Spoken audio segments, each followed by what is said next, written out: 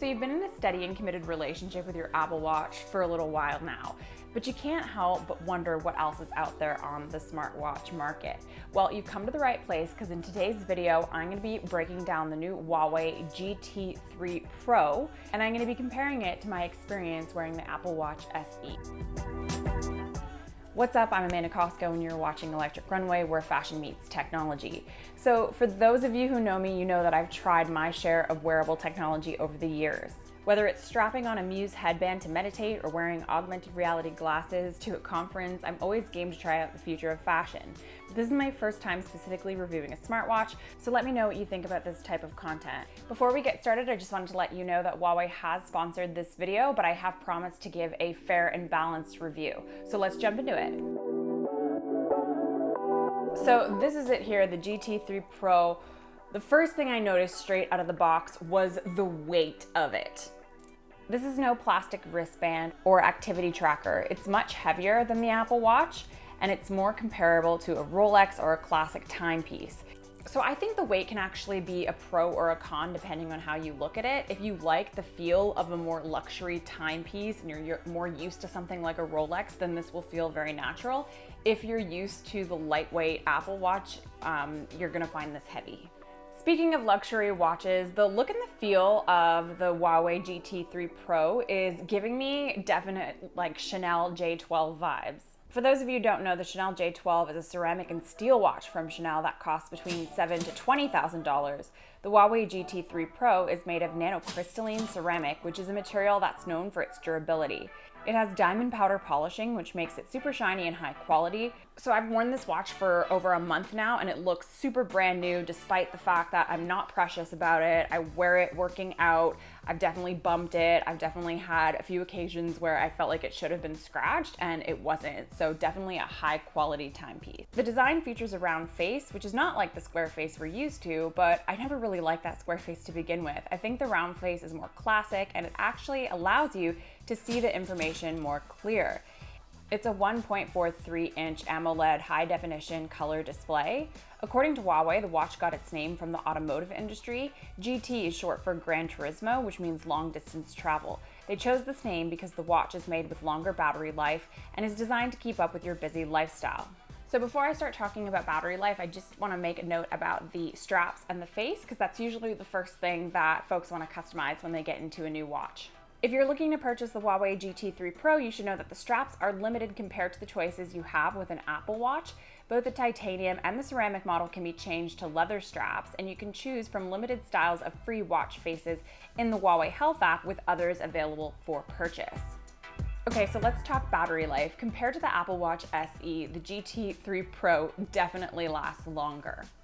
But the length of time depends on how heavily you're using it, which for me makes it a little unpredictable. With my Apple Watch, I charge it routinely each night with my phone. When I started testing out the Huawei smartwatch, I fell out of the nightly charging routine because I really wanted to see how long the battery would last.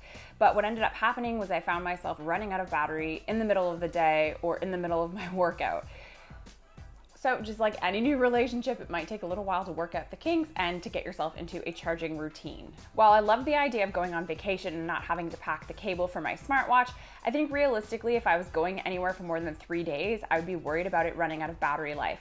I know extended battery life is something that Apple just announced on their new Adventure series watch, so it seems that the industry is moving towards longer battery life. One thing I used my Apple Watch for all the time and thought could be an improvement was the speaker. If I was talking to someone on my Apple Watch, they would always sound really tinny. And something I really appreciate about the GT3 Pro is the clarity of the call. You can actually, it's the same as if you're talking on a phone, sometimes even better.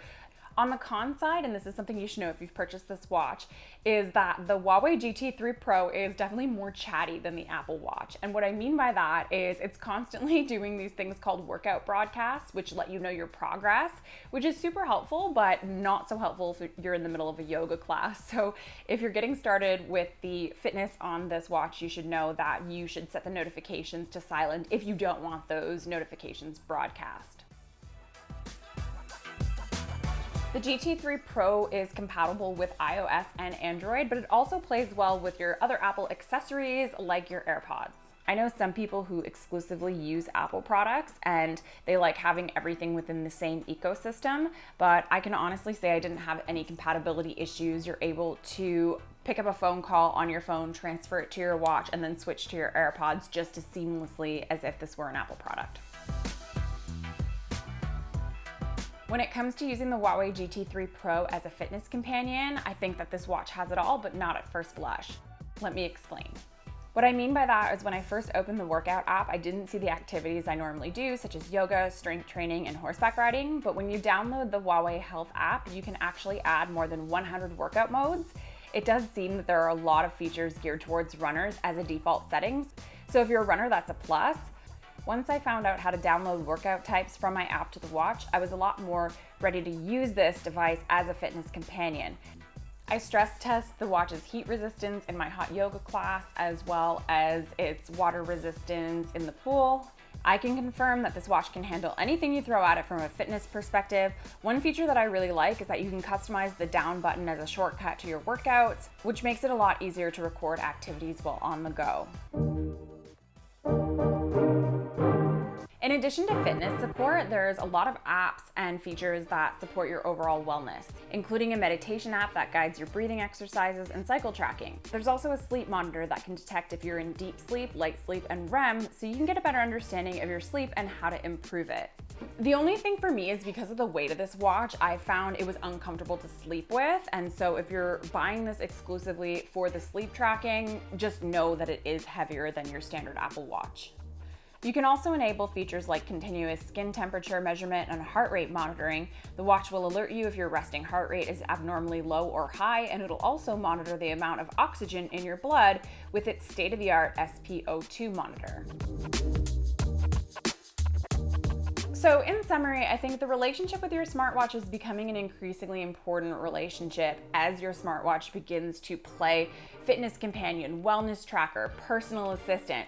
So you want to make sure that you have a watch that is just right for you. I went into this experience really thinking that I don't need anything more than what my Apple Watch has to offer, but the truth is that you don't know what you're missing until you actually try it.